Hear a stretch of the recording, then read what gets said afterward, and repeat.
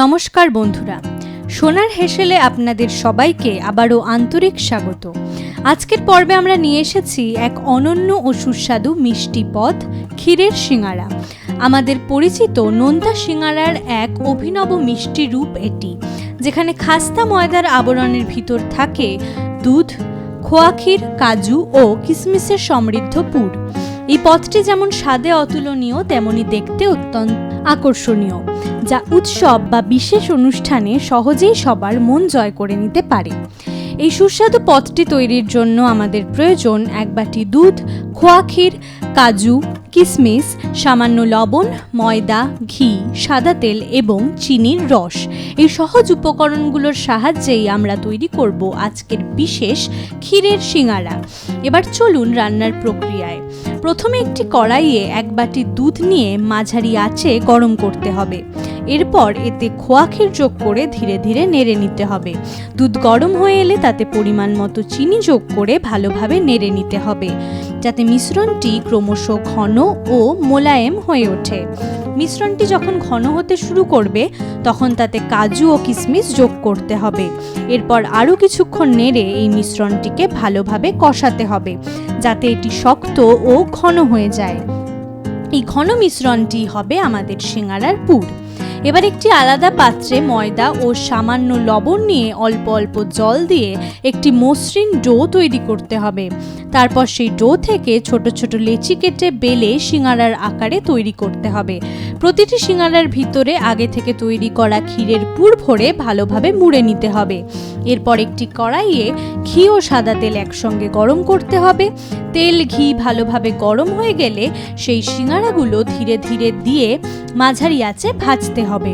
সিঙ্গারাগুলো যখন সোনালি রং ধারণ করবে এবং খাস্তা হয়ে উঠবে, তখন সেগুলো তুলে নিতে হবে। এরপর এই ভাজা সিঙ্গারাগুলোকে কিছুক্ষণ চিনির রসে ডুবিয়ে রাখতে হবে, যাতে রস ভিতরে ঢুকে তাদের স্বাদ আরও বাড়িয়ে তোলে। সবশেষে কাজু ও কিশমিশ দিয়ে সাজিয়ে পরিবেশন করলেই তৈরি হয়ে যাবে আমাদের সুস্বাদু ক্ষীরের সিঙ্গারা। বন্ধুরা, ক্ষীরের সিঙ্গারার জনপ্রিয়তা ইতিহাস এক অত্যন্ত আকর্ষণীয় ইতিহাস। সিঙ্গারার মূল উৎস ধরা হয় মধ্য এশিয়া ও মধ্যপ্রাচ্য, যেখানে সাম্বোয়া নামে এক ধরনের ভাজা খাবার প্রচলিত ছিল। পরবর্তীকালে মুঘলদের হাত ধরে এই খাবার ভারতবর্ষে আসে এবং ধীরে ধীরে বিভিন্ন অঞ্চলে স্থানীয় স্বাদের সঙ্গে মিশে নতুন নতুন রূপ নিতে শুরু করে। বাংলায় সিঙ্গারা মূলত নোনতা পুর দিয়ে তৈরি হলেও বাঙালির মিষ্টিপ্রিয়তার কারণে এর একটি মিষ্টি সংস্করণও ধীরে ধীরে জনপ্রিয় হয়ে ওঠে। দুধ, খোয়া, কাজু ও কিশমিশ সহযোগে এই ঐতিহ্যবাহী মিষ্টি উপাদান ব্যবহার করে তৈরি করা হয় ক্ষীরের সিঙ্গারা। খুব সহজেই বাঙালির রসনার জায়গা করে নেয় এই পদটি। বিশেষ করে উৎসব, বিয়ে বা বিশেষ কোনো অনুষ্ঠানে অভিনব মিষ্টি পদ পরিবেশন করায় এটি আলাদা রীতি গড়ে ওঠে। পশ্চিমবঙ্গের বিভিন্ন মিষ্টির দোকানে এবং বাড়ির রান্নায় এই পদটি ধীরে ধীরে জনপ্রিয় হয়ে ওঠে, কারণ এটি একদিকে যেমন পরিচিত সিঙ্গারার আকৃতি বজায় রাখে, অন্যদিকে মিষ্টির স্বাদ এনে দেয় এক নতুন অভিজ্ঞতা। এই দুয়ের মেলবন্ধনই একে এত সহজে মানুষের কাছে গ্রহণযোগ্য করে তোলে। আজকের দিনে এটি শুধু বাংলাতেই নয়, ভারতের অন্যান্য স্থানেও একটি অভিনব মিষ্টি পদ হিসেবে পরিচিতি পাচ্ছে।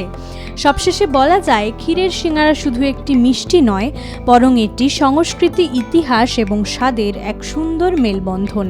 এটি প্রমাণ করে কিভাবে একটি সাধারণ খাবার সময়ের সঙ্গে সঙ্গে পরিবর্তিত হয়ে নতুন রূপে মানুষের হৃদয়ে জায়গা করে নিতে পারে। তাই বন্ধুরা, আজকের এই সুস্বাদু ঐতিহ্যবাহী রেসিপি এখানেই শেষ করছি। আগামী পর্বে সোনার হেসেল আবার ফিরে আসবে আরও একটি নতুন ও অভিনব পদ নিয়ে। ততদিন সবাই ভালো থাকুন, নিরাপদে থাকুন এবং ভালোভাবে খাবার খান।